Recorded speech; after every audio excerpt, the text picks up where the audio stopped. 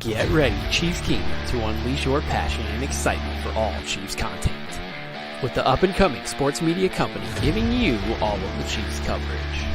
We are raising the decibels and embracing the community of Chiefs Kingdom. Elevate your fandom and join our team who loves your team. Red Kingdom Media. Welcome to this Week 4 edition of the Red Kingdom Media live post-game show where your Kansas City Chiefs defeat the New York Jets with a final score of 23-20. What looked like a game of different quarter. Things were flopping all over the place. So, Lonnie, you kick us off. What were your overall impressions of that performance? Yeah, I like the performance overall. I really did. As far as the offense, as far as the offense goes, we struggled a little bit there. I feel like Mahomes has to clean up those two interceptions. Those were two bad interceptions. The pass game got kind of stagnant, and I feel like the run game was really the highlight of today's game. Right, it was just Pacheco really grounding and pounding that rock. I love to see that. The defense struggled a little bit, but they were put in some unfortunate situations. So I feel like it was an overall good game, though. All right, Dale, you can kick it off with you. It was somewhat disappointing. However, at the end of the day, it's a W. Offense, it seemed like they were getting going early. I thought we were going to be able to take advantage of those mistakes that they were doing offensively, where we got a couple stops and we were able to capitalize. But after that, safety, and then from there it just went downhill. But at least we got away with the W. Defense was able to step up in certain moments.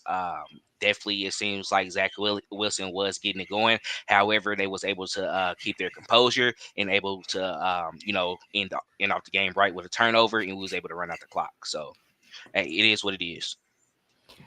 I'm on that same boat as you. I'm pretty disappointed in the overall performance, except for the one grown man you both have already mentioned that will get a lot of the spotlight in his own segment here later. But the first quarter seemed like it was going to be a bloodbath, and then everybody started to loosen up. So we've seen this happen to this team before, deciding to take their foot off the gas and play down to their competition.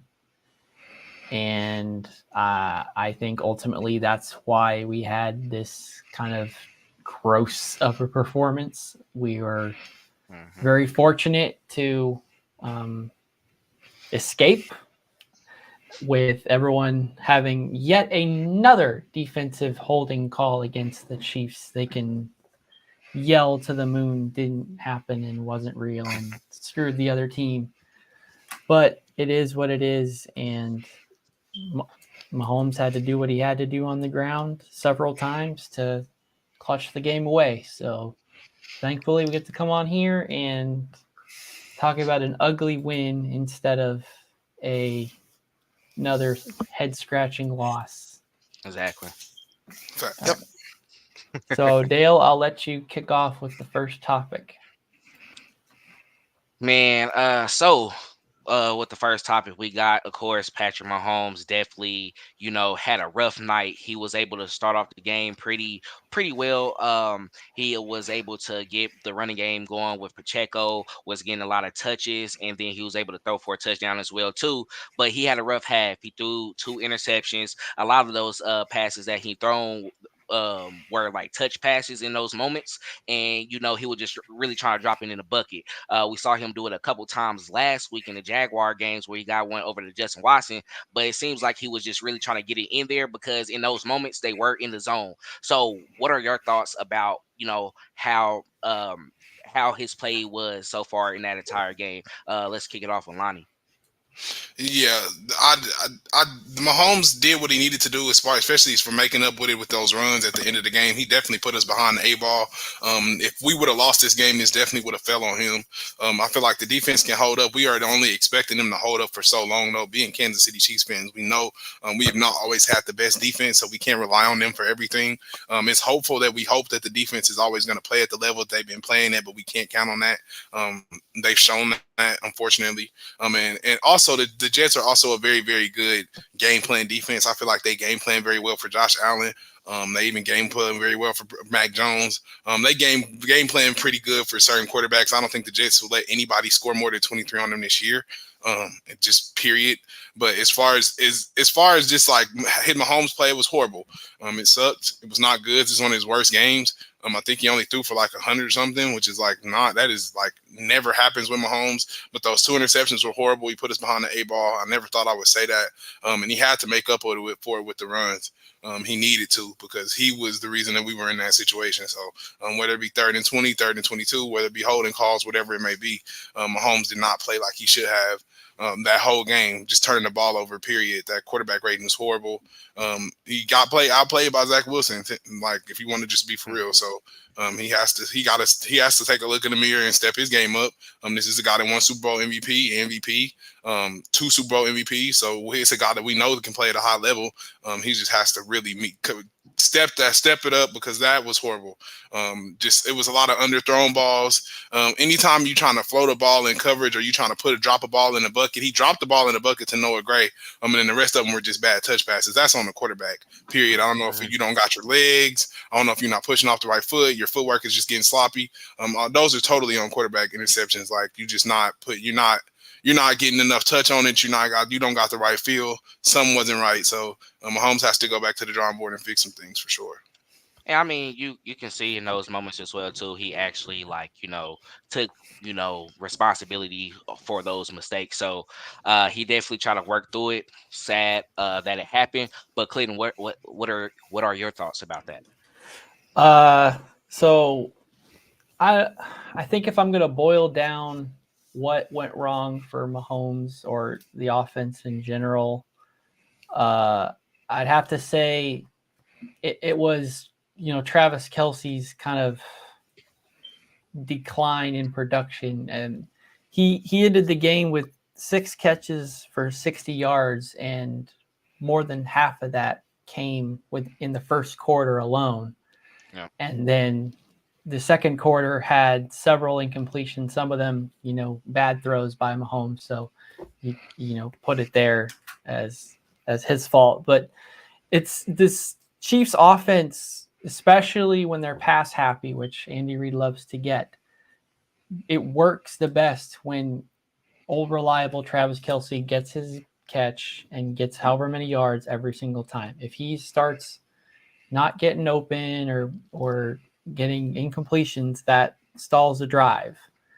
The first quarter was a story of Travis Kelce catches with some Isaiah runs and some passes to 2 or 3 different receivers. Noah Gray had a catch early. I think Sky Moore had a catch early, or his jet sweep. So they were trying to feature different people early on, and we saw towards the 3rd and 4th quarter, we started getting more completions to additional receivers like Rashee Rice and Sky Moore and MVS and so on. So I think it was kind of that inconsistency with Travis Kelce, that whole, if Travis Kelce's on the field, then it's this certain standard. And if it doesn't meet that standard, then the offense can look like it stalls, especially with this still very young receiving core. We assumed a lot of good things after the Bears game, but I think with their L to the Broncos today, we should have seen them as a super gimme game, and clearly did not give enough credit to the Jets defense, especially the defensive line. They were making it a habit to pick on the offensive line, getting several flags, some flags that shouldn't have counted, that 2-point safety on a face mask that wasn't in the end zone. So, we had a lot of flags not go our way. It was a lot of Chiefs committing their own mistakes, and leaving themselves in holes. So those are my main reasons why I think Mahomes struggled this game. And I think the not trying to run using the other running backs, especially when running with Isaiah Pacheco, was such a game. It was such a gimme play. It was 10 yards every time that it was ridiculous why they didn't want to go back to it, especially during their offensive lull that they were going through. So I'd really like this team to take a step back and realize, do what it takes to win the game, whether it goes against what you would normally do. If it's the hot hand, that's what you ride. And that's my opinion. So, Dale, what are your Yeah, thoughts? yeah. Honestly, it's just with Patrick Mahomes. You know, really after that Jawan Taylor penalty, which gave them a safety, then they got the ball back. They were able to drive downfield. They was able to get a field goal. Then after that, we saw the offense go stagnant. And really, it's just in those moments, Patrick Mahomes, I feel like he should have, took responsibility of, I understand that Matt Nagy and Andy Reid is calling the play calls, but like, hey, let's preach to the coaching staff, like, let's go ahead and run the ball. Let's go ahead and feed 10. Let's go ahead and get him involved, because it looks like with this game, with the defense like the Jets, we need to go ahead and just really take advantage of that, because there's a lot of times we were able to bounce out to the outside, get additional yardage, was able to go up the middle as well too. Our offensive linemen, they were doing the dirty work when in those moments with going with those interior defensive linemen and their outside edge rushers, we were able to get a push. So we should have took advantage of that. Also had some design screenplays for McKinnon as well, because that would have opened up the offense for Mahomes as well too. When we started off the game hot, running the ball, we were very effective. It was going to open up the entire offense. And then after we had that turnover and that mishap, that's when you start seeing the offense get stagnant, and then they start going away and veering away towards like, okay, let's go ahead and try to throw the ball more. You can't do that against a defense like the Jets. They got great defensive backs. Sauce Gardner, one of the best in the league. Also DJ Reed as well too. And then they got a offensive defensive line that can, they can rush the passer. So they knew they were going to get the opportunities to go out there and make a play, which they were able to do. However, it wasn't enough, and we were lucky. But that's all I have for that. Honestly, I know Mahomes is going to go back and be like, okay, I need to do this a little bit better. I need to take it to the point to where, okay, these drop passes is not going to happen on a defense like this, of this magnitude. They're very good. They're very poised. They're able to take advantage of that. It's just, we got to be happy that their quarterback play wasn't as great. However, Zach Wilson did have a better game, and I would apply that for him, and we'll talk about that later on in the show. But that's my thoughts about it. Anything y'all want to add before we move forward to the next? And I just want to add this: it's one we did shine against the Bears, and I don't want to say we underestimated or like overestimated anybody. But the Jets the Jets defensive line 10 times out of 10, the Jets defense is going to make every quarterback look just like that.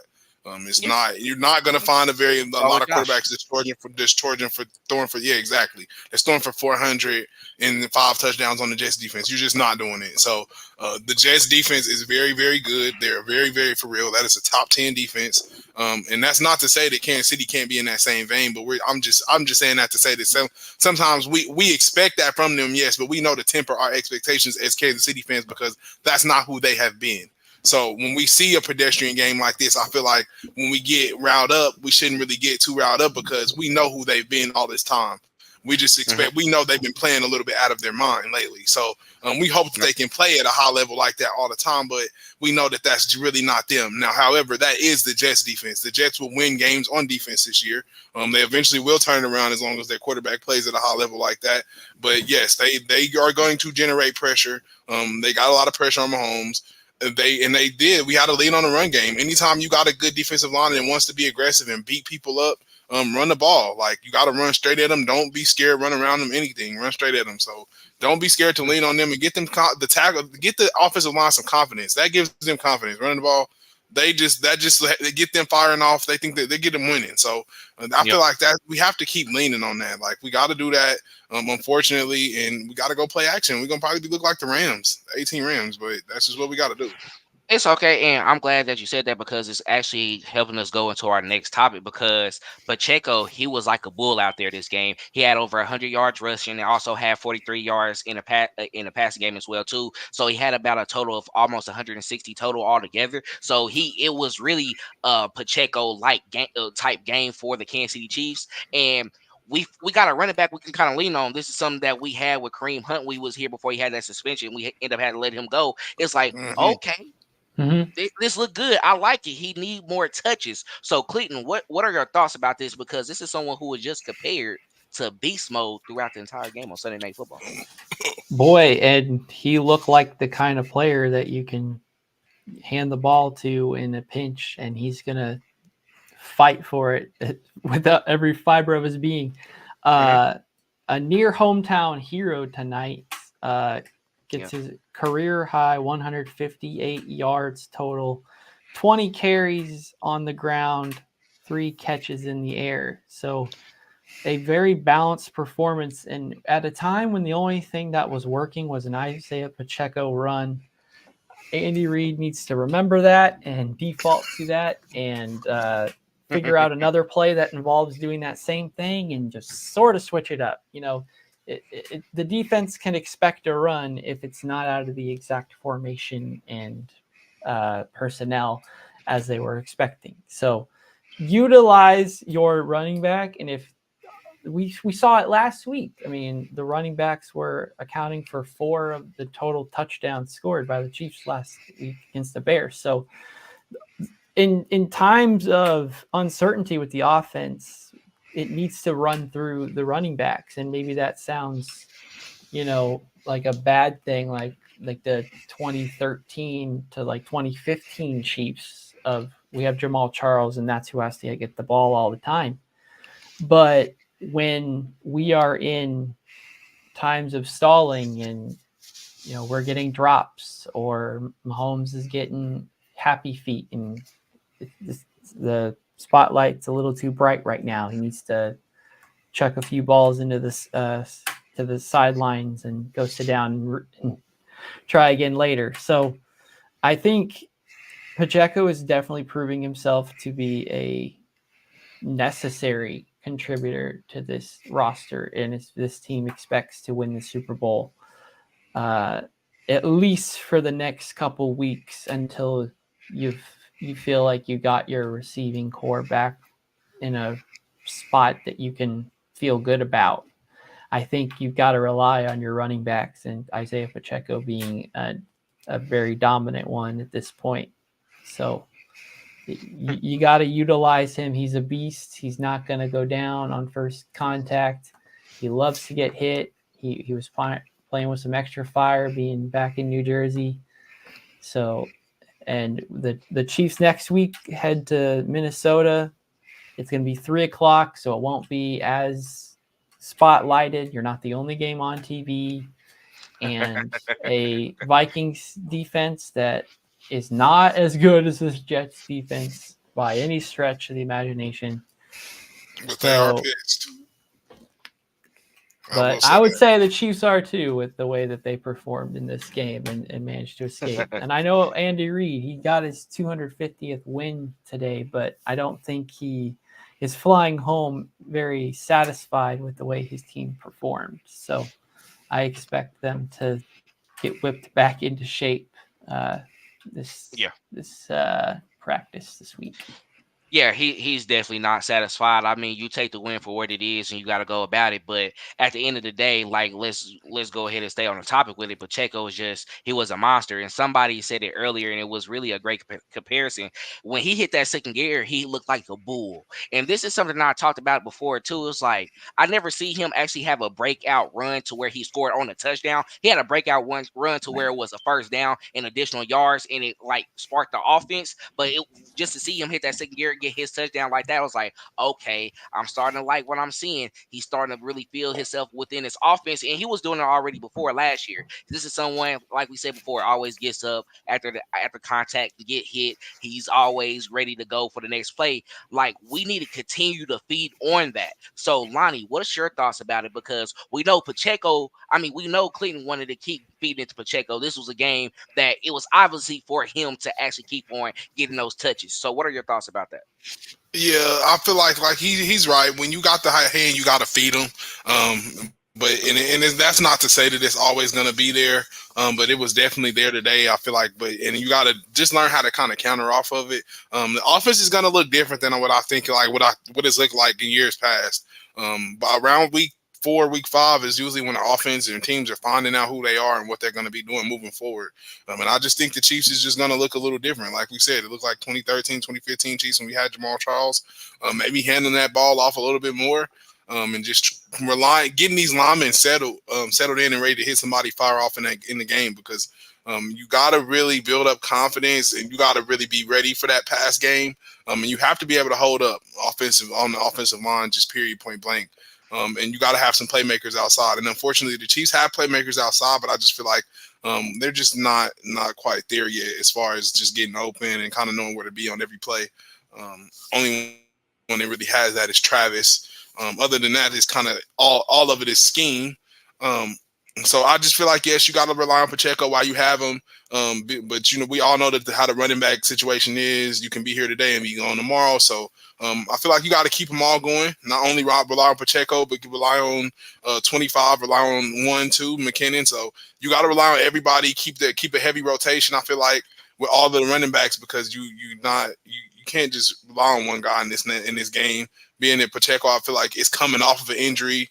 He was recovering. This shows that he's obviously coming back and he's recovering pretty good. But that market is just tore up right now just due to injury. So we can't guarantee and say it's 2005 and we're going to come in and hand it off to our running back 40 times.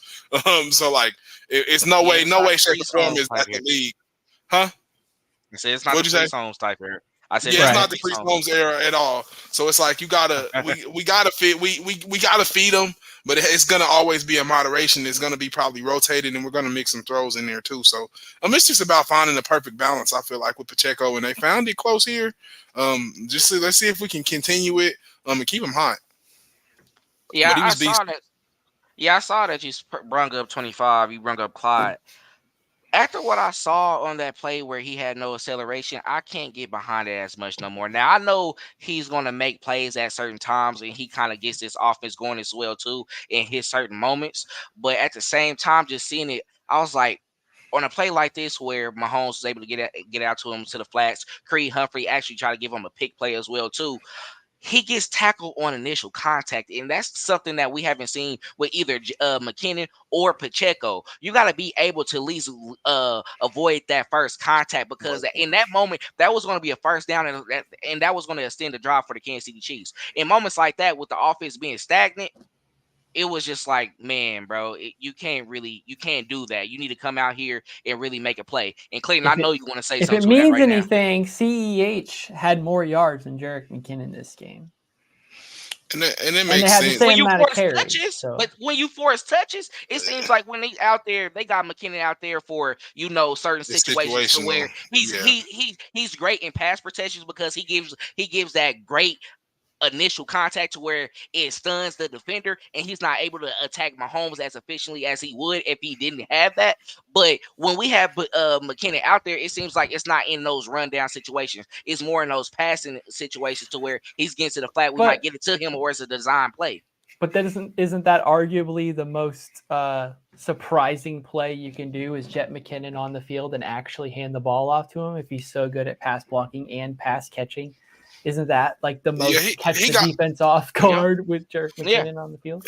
He got a touch down the stretch, but I would say this about CEH: the bad plays are going to outweigh the good. I think with him, just because our expectation was so high for Clyde, his bad plays are magnified. But I will go back to the Jaguars game on 4th and 1 when you needed it the most.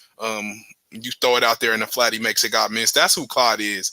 And I'm gonna go to bat for Clyde, and I'm not gonna go to bat for a lot of running backs. I'm really put my neck out here for you a little bit, but I seen him, like I said, make plays in college. He's the guy that made plays, those same type of plays in college in the flat. He was one of the reason the keys to Joe Burrow's national championship. So him in the pass game is second to none. He can really make himself a mismatch in that pass game if he just learns how to. If he's used right, he's had some unfortunate injuries, but I just feel like his bad plays definitely outweigh the good, because he has some good snaps in there too, just running in between the tackles. And he's good in short yardage, so he has his situations that he's good in. I feel like Andy just has to mix it, and we have to get some more like you said, some more film study in there where it's like, Clyde, we can't let that first man. That first man can't get you down. You got to make somebody miss. If you're going to be playing running back, you got to make somebody miss and get some extra yards. That's just what it is. Period. You're not getting tackled or 2-yard gain. That's not an efficient run. So we can throw a flat out over there to Scott for 5 yards. Then hand you the ball and get 2 yards. So you have to show some efficiency, but I just feel like his bad plays are going to always be magnified more than his good plays, being because he's a first-round pick. He's always hurt. We expect a lot from Kai. We've seen him do a lot before, so we expect him to still be that same player, but I feel like he's different. He's just figuring his way out. Hopefully he can still have some more success. I feel like in that pass game, he just had an unfortunate screen situation today, but I wouldn't be surprised. Short yardage, and like I said, in those pass games, fourth down, any of those situations, if he's in the game, just because he's a vet in that room too. He's been in that room the longest, drafted into that room, so he knows the offense back and forth. So I would just give him a little bit more leeway. Mm-hmm. I just think we have a really good running back room overall. So like it can depend on which one we want to feature, and we're gloating about how great Pacheco is, but it's still a committee, and we can have our gripes about Clyde, like you mentioned, or McKinnon seeming to be one-dimensional, but I think all of them have their strengths, and to a certain extent they're all decent at all three phases. McKinnon has better pass blocking. Pacheco's a better runner. Clyde, he might have been a better pass catcher in college. So some of them have their strengths, and I think like the combination of all three of them is going to yield very well for the Chiefs this year. Yeah, we know it's a difference when it is from college to the NFL, and we've seen it a lot of times with guys who come in as well. But with the Andy Reid offense and what he does well, he knows how to hide people's weaknesses. So that's why we are able to see a lot of great plays with him as well too. But he's in a great situation. He's a Super Bowl champion. Hopefully, we can see more out of him going forward in the later games that we have coming up, and see if he can actually keep on pushing and helping with this offense as well too. But before we go ahead and go on to our next topic, let's go ahead and go to the comments we have right now. That's dealing with the offense. It just makes sense to do it right now. So we got Ryan saying Valdez got to get more touches. Scott Moore not involved enough in the offense. We saw a couple of times MVS actually get a couple catches in this game, but he also screwed up and had one of those where he dropped it and it could have gave the Chiefs a first down and not give advantage to the Jets as well too, because they was definitely feeding off that momentum. So honestly, we could get him involved more, but this is someone who I always said who was just a deep threat, and he plays that Robinson role. Scott Moore, he had his moments, and we saw it actually in prior games as well too. In this one, hey, it was just a Jets defense actually, just stepping up. Defensive backs doing great. So how y'all feel about that before we move on to the next one? I want to see him more involved, but I feel like Sky and the boys back there, they got to get open. I feel like if you open, he'll give you the ball. I just feel like they're not doing their job on the back end. We haven't found that guy they really can he's wide open like Tyreek, or he's beating the double team like Tyreek. Right. Or we haven't found that guy. We don't have a number one guy here. Unfortunately, MVS is not a number one guy whatsoever. Yeah. He runs the same 3 routes, like I said. He ran one today. He had a different third down. He ran it out, so that was a little different. First time we've seen that, but he doesn't run too many different routes, so we don't got a number one wide receiver. Travis Kelce's our number one wide receiver, so everybody's going to get touches in due time. So whoever gets the touches, get the touches, and they're getting open. So you have to get open first for you to get touches. So that's Valdez got more touches because he got open. Scott was not open. Lonnie, I agree with you. I think the biggest like quote issue is they don't have like a reliable number one receiver alongside Travis Kelce, and Andy loves having these periods of this is like the Noah Gray play or two. This is the Kadarius Toney plays two and he's out. These are the plays I'm going to feature Rashee Rice. This is the one Man. catch for Justin Watson. This is the, and then always feature Travis Kelce. So, Sky Moore got targeted twice and didn't come down with any catch. So it was basically non-existent. He had some jet sweeps, but, we've heard about his catching and receiving abilities, not necessarily to be the jet sweep. But if that's the role that he's chosen, that Andy Reid has placed Sky Moore, then maybe we shouldn't expect to see a lot of, quote, receptions if they're going to be those jet sweep handoffs that might not count as receptions. So the Chiefs need to figure out who they have and who they can rely on. I unfortunately, I don't know if they have anybody else yet. The pressure is still on more than half the eligible receivers on any given play, and they need to figure out who can be reliable, and whoever that is, stop making certain plays and just call plays overall that work and get the ball to your playmakers, plain and simple. Yep, it's exactly what they need to do. They gonna need to find something out, figure something out because people are gonna start blanking Travis Kelce a lot more. So who's gonna be the one to step up? We need someone to step up as soon as possible. And a lot of people are not gonna like it, but Rashee Rice is someone I think who Mahomes really like has a connection with. Yes. If you see in those moments, he just understands once he sees no one's right in front of him, he turns right around, throw me the ball. Yes. Let me do what I do best, get a first down, get additional yards, go for it. So I think that's something that's going to be a constant in this offense moving forward. And then we'll start seeing what they work around that as well, too, because at times we saw Scott Moore, he had an opportunity. He had a little out as well, too. Of course, Mahomes probably could have got it out there to him a lot more. But in those certain situations, you need to come back to the ball and then go forward as well, too. So, but you like to, catch it, lean forward. I understand that you're trying to play for the first down. But it's moments like that. We got to find someone who actually understands what Mahomes' process is at that time, just like Travis Kelce. Right. Yeah, I made a comment earlier that I loved like the shiftiness of Rashee Rice when he gets the ball. Like he's got such a burst to him. The second he's got the ball and he turns around, he sees his angle and he's going. So that is massive for this offense. And that basically, copy paste looks like Juju. If we can, guarantee the receptions each time, then we can, officially make that leap that, hey, this guy is legit and Mahomes likes him. And that's, half the battle of being a receiver is having really good chemistry with your quarterback. We saw the franchise episode most recently that Mahomes knew Kelce wasn't going to do what the play was. They both knew they were going to ad-lib. So it's like they don't have that chemistry yet because of being a rookie. And, Tony's here, but he wasn't here the full season last year. MVS and Justin Watson are like two guys that should have no excuse. They should be like on par. They should have all this chemistry with Mahomes. And the fact that they don't is a little troubling.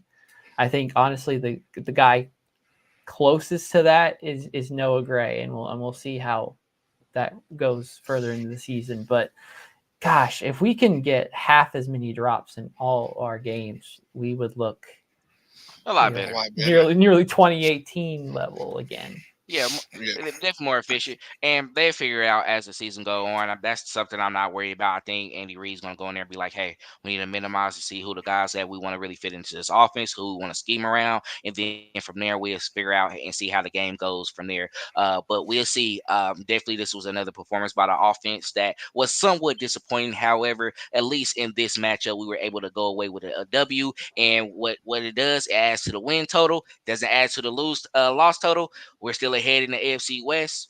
Let's see what happens. So let's go ahead and move on to our next topic. Defense started off red hot at first. It had like multiple stops, three stops, actually three and outs, and they were looking very solid. Of course, after that, that safety, and then they start picking up momentum and feeding off of the crowd up there in MetLife. Zach Wilson started getting a little bit of confidence, getting the ball out a lot quicker, really giving it to get into his playmakers. Garrett Wilson had a great game. Brees Hall made a couple plays as well too. So it seems like they was able to gain confidence. That's something that they'll have going forward in the season as well too, especially with Aaron Rodgers being out. So I know we had some frustrations. So Clinton, let's go ahead and start off with you. How you feel about the defense?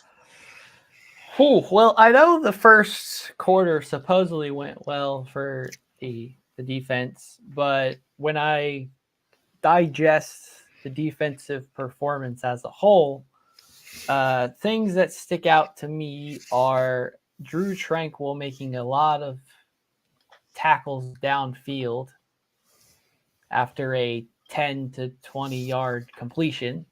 Mm-hmm. So good for you to get all those tackles, but they came in situations that showed that there was busted coverage, either directly related to Drew Tranquil or in the area that he was supposed to be guarding.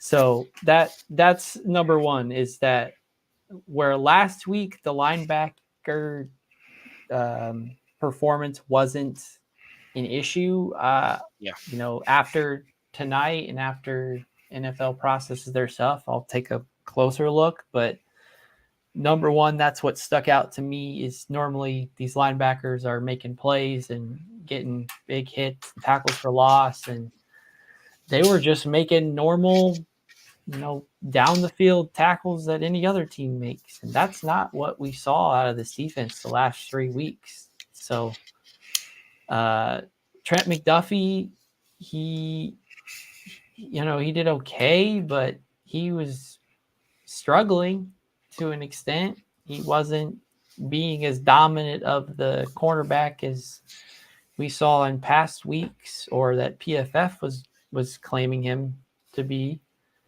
So we'll see what that's about. Is it the MetLife turf? I don't know. We'll have to see what Andy says Monday morning or Monday afternoon for his press conference after he goes over the game.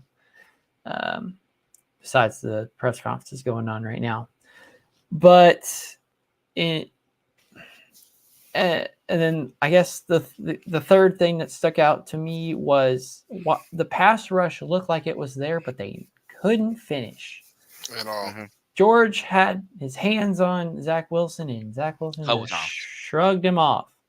Chris Jones had 1 sack, and who had the other? Mike Edwards on a safety blitz had another one. 2 sacks in a game that we thought, man, that we're ready to just feast on this guy. Mm-hmm. And that's not what we saw. We saw the linebackers get thrown on and run on to a degree. The pass rush not get home, which allowed the wide receivers for the New York Jets to get open and complete first downs. So I'm hoping it's a one-off and they go back in the film room and clear things up, but not sure how long Nick Bolton's going to be injured or how long Jalen Watson's going to be injured. But in groups that looked like they were going to be really dominant the rest of the season has given me cause for pause at this point. Okay. I'm gonna give my little spiel a little bit after this, but Lonnie, you go ahead and go next. I think Clinton hit the nail on the head. They definitely gave us cause for pause, but they did what they could do. I feel like they got put in some unfortunate situations too, getting the safety, getting put behind the 8 ball. And then you kind of get lackadaisical there. Those 2 quick turnovers, definitely very unfortunate situations. Your defense has to come back on the field after they get a stop and turn around. You give them the ball right back, Mahomes, and then they think you're about to drive and go up 27 in the halftime, and you give them the ball back. on like the first possession. So I feel like the quarterback didn't help them in any of the situations that they were in. The offense didn't help them at all. So they were put in some unfortunate situations. But like you said, can we go back to the drawing board and fix some things? I think McDuffie was in position a lot. He was even in position on a Lazard catch. It was just unfortunate. Lazard beat him back to the ball. Still got his head around, however, but I feel like he's still playing at a high level. It's really not too much to say about the secondary. It wasn't a lot of holds, a lot of pass interferences. When you got all day to throw like that, anybody's going to be getting the ball off. I will say this: we're going to be playing Tua. We're going to play Kirk Cousins. We're going to play some people to get the ball off way quicker than Zach Wilson. So we're going to have to figure out ways to get pressure faster than that. And Chris Jones been in that edge. You're going to have to get around that edge a little bit faster. We got to get to the quarterback, and we got to get you to the ground. So that's one problem we have with Joe Burrow in the AFC Championship, and I know Spagnuolo will bring that up. We will not have that problem again moving forward, just because we've seen that lose us very, very important games before, just slipping off of sacks and not be able to get quarterbacks to the ground. You can get home, but you have to get them to the ground. It only counts if you get them to the ground. It doesn't count if you just hit them. So that's right. You'll get a QB hit, but that's it. But I feel like they have to go to the drawing board, fix some things. Spagnuolo probably, I think, was more Manila. Gave Zach some things. Probably wasn't showing him everything. He definitely had him seeing a little bit of ghost, blitzing, not blitzing. Like Collinsworth said, he didn't blitz on 1 3rd down. Zach just threw it away. So Spags had him thinking. Spags always is kind of playing the game with the quarterback as well. We'll see what he has dialed up for Kirk Cousins. But I know that pass rush is going to definitely have to be better, because this team is going to be hungry. Any team that's losing or has an anything record is coming in, and this is the NFL, and they want to win. So the Jets were hungry, and they wanted to win, but this team right here is really, really hungry, and they need to win to change their trajectory of their team. So they're going to try and beat the crap out the Chiefs. So Chiefs better be ready on defense. Honestly, no, I was going to go off topic for a bit, because the way this defense performed against Zach Wilson, it's got me wanting to ask you guys, especially, did we see the awakening of Zach Wilson tonight going forward, or did Spags and the defense just not play to their level that allowed Zach Wilson to look as good as he did? Did we see the coming out party of Zach Wilson, and now he's about to try to lead New York on this big playoff push that they were trying this whole time? And I wouldn't say we've seen a coming out party of Zach Wilson. I will say this, and that's just me speaking as far as a football head, and this is just me just putting it out there. Spags, when he blitzes, you don't have to read a lot, right? So it's one read, I'm throwing to my first read, boom. Or if I'm throwing where they're not. The good thing, the thing on the blitz has always been throw where they ain't. So if you see somebody coming, throw where they're going. So I feel like when Spags does all of that stuff, it kind of makes it easier for the quarterback. I'm one read here. If I see somebody blitz, I'm just throwing where they're not. So I'm just find my one guy, boom. I'm not making more than one read. And Chris Collinsworth kind of alluded to it. He kind of made it easy. So like I said, I wouldn't be surprised if Spags kind of game planned it and he got going. But time will only be the teller of if this is the game that got Zach Wilson going. Because we'll have to see him again against another defense. I don't know who they play next. It was the Broncos that y'all said. The Jets. Who's next? I don't know who they got next, but whoever they have next, I feel like that'll tell. If he can do the same thing he did against the Chiefs defense, then maybe Zach Wilson is. They play the Broncos next. So let's see if he has a good day against the Broncos. If he doesn't have a good day against the Broncos, maybe the Chiefs did get caught. And unfortunately, Tom is caught up with those guys too. But arguably, he had a better stat line than Patrick Mahomes this season. I seen that once halfway through the game, through halftime. They sold the passer rating and everything, and that's why I said Mahomes has to step his game up to be outplayed by a guy like that. And it's no offense to Zach Wilson, that speaks volumes to Mahomes right there. You do not want to be outplayed by a guy like that. This is a guy that has been almost ran out of New York. So to be outplayed by somebody like that, I understand we had the situations with the wide receivers and all that other stuff. But for him to come and put that type of game up is kind of pitiful for Mahomes. He has to do better. Mm-hmm. Yeah, I'm gonna be honest. I think y'all are definitely too hard on the defense right now. This is an offense that really literally gave them great field position definitely a couple bonehead interceptions that should never happen. And honestly, that's what I saw. Honestly, they were able to bend, don't break. Now, in moments, they were able to take advantage, get the ball downfield. He was able to get the ball out of his hands quick.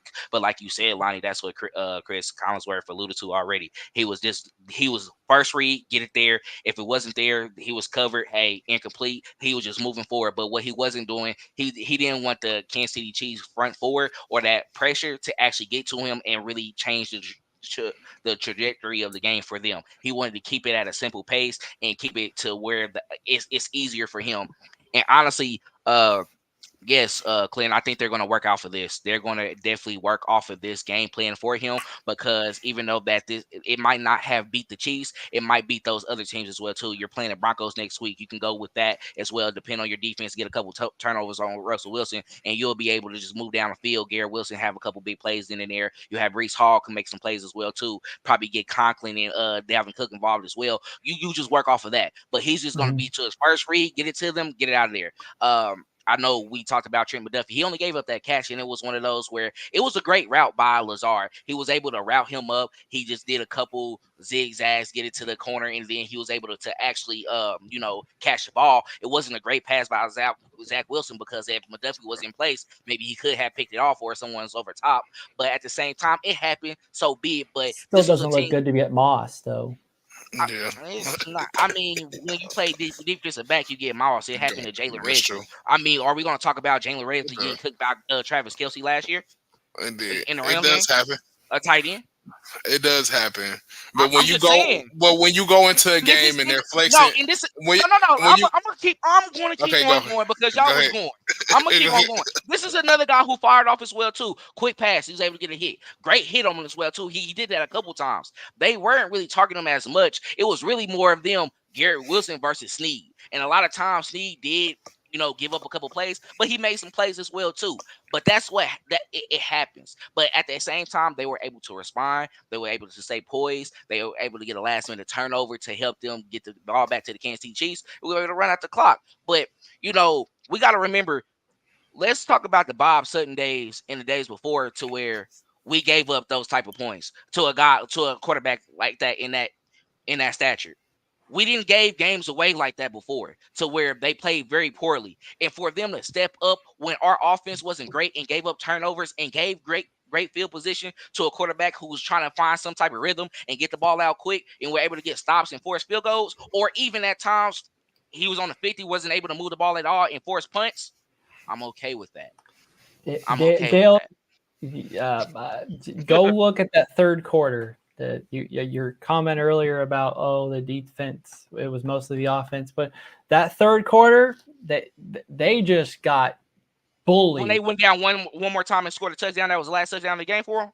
Yeah, when they first opened it up. When they Correct. opened it up, we know the outcome now, Dale, but at the time, that was horrible. That was horrible. But when I watch Kansas City Chiefs games, and y'all not fake fans, bro. I swear to God, y'all been watching the games as long as me, bro. That's a fact. Mm-hmm. But still, like, when you come from a time where it's like anything happens and bull always happens to us, I'm just going to shut up until it hits all zeros on the clock. Zeros on the clock. That's what I'm gonna do. Like, I talk stuff throughout the game. I give my opinion. I say little slick stuff, but at the end of the day, I'm just gonna not be like, oh, we're gonna lose. Yeah, I know we can lose off of this, but I pray to God we don't. That's all. Yeah. I just wait till the zeros hit the clock, then I'm fine. But I mean, you can worry about that, but when you look back at it as well too, and you was talking about Drew Tranquil, a lot of times you saw him really having tackles after like a 5-6 yard gain, also busted coverage as well too. But we got to remember, this is someone.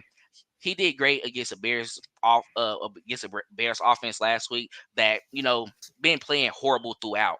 But at the same time, it looks like Clayton got off the line. But playing against a team like this, playing against just in this moment right here, I think they were just able to like, okay, let's go ahead and get a dub. It kind of threw me off when you went off Clayton for a little bit. My bad. I had to come back to it. But what was we talking about? What was on, Lonnie, when we was hitting on that? You said you were talking about the defense just kind of like pulling it back together, reining it back in. Yeah, they was just able to, like, hey, stay to it, able to get out with a dub. I think next. Oh, I was talking about Nick Bolton. My bad. So yeah, Yeah. we was talking about Drew Tranquil. He Mhm. was we saw at moments to where we saw some busted plays like that. But even though he had a great game last week against the Bears, this is someone who's still trying to get involved in the defense as well too. Still learn a couple of things. We see what we was missing with Nick Bolton in those certain Right. situations. Maybe when Brees Hall had a big run, he would have been able to hit that gap right there. He would have been able to rally the defense together. We would have able to get more stops. We probably would have saw more turnovers. Who knows? Because he's aware and he's the captain on the defense. So Drew Tranquil was trying to come in, fit in, fill in where he can. Luckily, he was able to come away with a victory. But I'm not worried when we play the Bengals, Bills, and Dolphins later, because that's later on in the season. We have Charles Omeni who back, and we have Bolton back as well too, hopefully. So I think that will definitely strengthen up the defense. Yeah, and I'm just gonna say this: when you go into a game and we're talking about the second highest rated player on your defense is Trent McDuffie, then the onus Mhm. is on you to make plays, okay, Trent? Yep. And I'm unfortunately you did have a situation where it was unfortunate you did make a play, but when you go into games and we're talking and mentioning things like that, it's on the onus on you to make a play, because when the onus is on Chris to make a play and we know he's the highest rated player on that defense, he goes and makes the play. So it's on you to make that play and separate yourself. And Trent has separated himself from the pack, being that he was the second highest rated player on that defense. And I feel like that we got to keep the heat on these guys, even though they're not top 10, because we expect for them to continue playing like they've been playing moving forward. Right. Just because you can't temper expectations because we play Zach Wilson and the Jets and Mahomes turned the ball over twice. The best defenses kill adverse situations, take them and eat them for lunch. So Right. you have to take that adverse situation and be able to flip it and make it an advantageous situation for the offense, whatever that situation may be. So you can't sit and complain and say we're not dealt the best cards, because you're not going to be dealt the best cards. You may not be dealt the best cards in the AFC Championship and have to come and get a couple stops. So it's your job as a defense to figure things out. And Spags and them didn't do too good of a job at that. They have to play at a higher level. Like you're gonna have we want you to play at that shutout level, that 7-point level. We don't want to be in shootouts coming down the stretch, because we never know when Mahomes will play a game like this again. So, and if we're playing games like this is easy to get beat. If Rodgers is on the other side, they get the ball back with a minute left. We've seen it before. So, Yep. you got to figure some stuff out on defense. You got to figure out how to get stops. And like I said, if McDuffie, if you're gonna had the highest PFF grade and they talking about you, definitely been on notice, buddy. They know who you are. So you gotta. It's on him It's on him to make the plays now and to separate himself and put himself in the same van as Jalen Ramsey. Put himself in the same van as Xavier Howard. It's on him to separate himself from the pack. You're already a first round pick, so getting snatched on by Allen Lazard on the comeback route or getting routed up, that doesn't help your case. But like you said, every corner is gonna get beat. I don't want to put that energy out here. You're gonna get beat, and you're gonna get beat bad. Sometimes you might get routed and dropped to the ground. But it's on you to make the plays when the time is called, when your number is called, and when the onus is put on you. And I feel like Trent just has to do that more. We see Snead do it sometimes, even with Garrett Wilson. He locked Garrett Wilson up a couple times. When the onus is on McDuffie and it's time to make a play, whoever the onus is on, you need to go make that play. That's what's separating the defense from being top 10 and being mediocre. We didn't see guys make that play like Drew Tranquil did. He was covering, he was in good coverage, but just didn't make a good play on the ball. And that'll get you snatched on. So you have to be a little bit better there. That's just fundamental stuff. I feel like Spags will eventually work out, but I'm not gonna bag on him too much. But I definitely am gonna keep my expectation high on that defense because we've seen them play at a high level before, and that's what we're gonna need to win games moving forward, especially if we're gonna be a ground and pound. You're gonna have to play some defense. So they better figure it out and figure out how to get to the quarterback, get him on the ground, and keep people from scoring touchdowns through the air. Yep. If Spags has picked the guys for this team, especially the young corners, we talked like, oh man, how's this going to look? And then last year it looked great. Who's to say we won't see it drop just a little bit, because that's kind of just how quarterback flux works in the NFL. It goes up and down. So, but to your point, Lonnie, this is the players that Spags has put his trust in. So if they can't get it done, then it does say something about Spags in his choices. So Yep.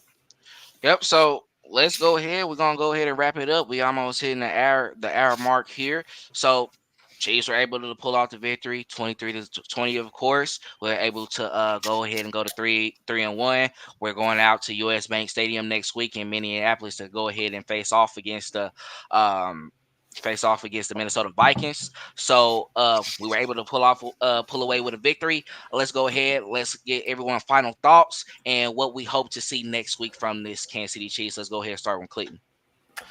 I'm ready for the offense and defense to go back to the drawing board and figure out their mistakes and come prepared, because in the course of 11 days, as of while it's still Sunday night, they have 2 games to prepare for, the Sunday and the following Thursday. So this is going to be a very fast, very stressful week and a half for the Chiefs, especially coming off a game where they didn't look all that great. They had their flashes, but they missed the consistency that they always strive for. So let's hope that they can use the next 2 weeks in the next 2 games against the Vikings and hosting the Broncos for Thursday night, that we can see the defense hit its full potential and start to come back full strength. As you mentioned, Charles Omenihu is nearly back after this stretch. And how funny, barring this game wasn't quite the best for the defensive line, but before the season started, we were clamoring we need to add defensive line depth, and then that kind of quickly withered away after we saw some performances. So Kirk Cousins, Russell Wilson, I'm ready to see them have some pressure applied and see how they react, see if they either have a godlike performance like Zach Wilson had, or if they show their normal pedestrian levels of quarterback play. So I'm ready for this week to be tuning up, because they have a very tough 2-week schedule, and then a few more weeks before they have a bye week. So I know they will be definitely waiting for mid-November to occur. All right, Lonnie, final thoughts. We got out of there by the skin of our teeth. Thank you. We finally we brung it together. We did what we needed to do to get a win, which is good. We need to go back to the drawing board, fix some things. We have a hungry Vikings team coming in that has lost a lot of games. There's a lot of shaking up over there that is probably about to get done. They're talking about trading Kirk Cousins to the Jets. A whole bunch of different stuff is going on in that organization. Make sure you stay focused, because that is a game that can be a game where the Chiefs don't show up and be their regular selves, and we find ourselves behind the 8 ball once again, going in down in the fourth quarter or losing, whatever the case may be. So bring your lunch pail, bring everything, bring that gritty, same nose, hard nose.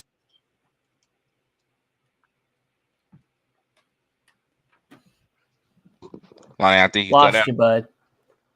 I cut out on y'all. Yep. Am I here now?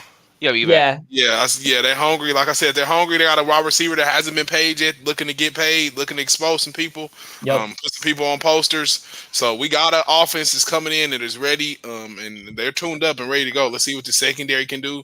Let's see if this defensive line can rebound, and let's see what this quarterback looks like. He hasn't had a bad game, and been in the Chiefs uniform at all, really. So this is one of his worst games ever. Let's see if he can rebound, get his footwork together, and not look like trash, and put us in some advantageous situations and not behind the 8 ball, because Mahomes was the reason today. Mm-hmm. Yeah, I'm for my final thoughts. Yeah, honestly, I'm happy we got away with the W today. Definitely could have been a better performance, but I know we're gonna go back to the drawing board and figure some things out. Defensively, let's just go ahead and get back with that same intensity. We're gonna definitely get some pressure next week on Kirk Cousins, because we know he's definitely gonna be looking out for guys like Justin Jefferson. He also got a great receiver in Jordan Addison as well too, so they're definitely gonna utilize that. So we need to be prepared for that. This was a perfect game for us to really have a poor performance, but still be able to get away with a win. So let's, at least it's early on in the season, let's go ahead and knock this out right now because, as we stated before, this next stretch of games is going to be pretty tough. We got the Vikings who's looking to get their first victory. We got a Broncos team who's a division rival. We didn't have games against them to where we were able to start off strong, blow them out immediately, but they were able to come back into that. Let's hope we don't have that again. Also, then we got the Chargers after that, then Broncos again, and then we're going to Germany to play the Dolphins. So this is a great time to really take advantage, get victories in all those games to put us in positions going forward in the later part of the season to help us in the rankings to, hopefully to get that number 1 seed and have that bye. So we're getting into those talks right now in the mid-season. So definitely they're going to need to work it out, going to need to figure it out. Offense, they're going to need to figure out their wide receivers, their weapons that they're going to utilize alongside with Travis Kelce and Noah Gray as well, too. We know that we need to go ahead and keep on feeding Pacheco and also getting our other running backs involved as well, too, utilizing their skill set. So we'll see how it goes. But at the end of the day, still number 1 in the AFC West, still going strong, and we'll see how what the story tells for the rest of the season. Yep. That's right. Well, we've hit over an hour, so I think this game has been thoroughly broken down until we have more of the specifics after Monday morning. And I know that after that comes out, we will be busy giving the Red Kingdom media, the Chiefs Kingdom itself, some more content to eat up, because I know y'all can't get enough of this, just like we can't get enough doing it. So I will be excited to see how they build back after this tough win and see how the next couple weeks go. So Thank you all for listening to the Red Kingdom Media Live Post-Game Show. I hope you all enjoy. Be sure to leave a like, comment, and follow, subscribe, rate 5 stars. And wherever you listen to this, please let us know you enjoyed it, and let us know what you're interested in and what you'd like to hear us talk about in a future video or a future podcast or future whatever, because we love talking to you guys. So I hope you have a great rest of your day, or if you're listening to this Monday morning, a good commute to work. As always, let's go Chiefs! Thanks for checking out this update straight from the heart of Chiefs Kingdom. We appreciate your passion, so please leave a like and follow us wherever you tune in from.